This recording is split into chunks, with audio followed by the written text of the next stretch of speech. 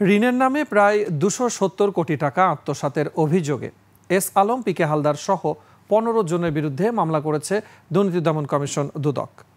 আর দুদকের আবেদনে শেখ হাসিনার সাবেক নিরাপত্তা উপদেষ্টা তারেক সিদ্দিক ও শেখ রেহানার স্বামী শফিক সিদ্দিকের গাজীপুরে ১৫ কোটি টাকার সম্পদ জব্দের আদেশ দিয়েছে আদালত।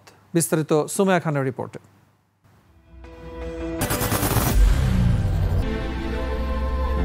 I am Ox.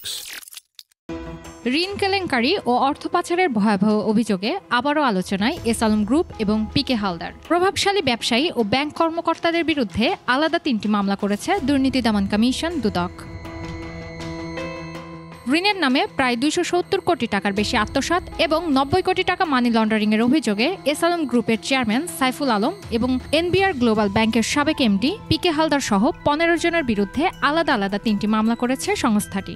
এছাড়াও পিকে হালদার এবং এস আলমের সম্পর্ক খুঁজে দেখা হচ্ছে বলেও জানান দুদক মহাপরিচালক। প্রতারণা ও জালিয়াতির মাধ্যমে ভুয়া কাগজপত্র সৃজন করে ঋণ প্রস্তাব প্রস্তুত ও ঋণ অনুমোদন, ঋণ প্রদান এবং ঋণের নামে গৃহীত মোহাম্মদ সাইফুল আলম, চেয়ারম্যান এস আলমের স্বার্থ সংশ্লিষ্ট এস আলম সুপার এডিবল অয়েলে স্থানান্তর, রূপান্তর এবং হস্তান্তর করার অপরাধ অনুসন্ধানকালে প্রমাণিত হয়েছে।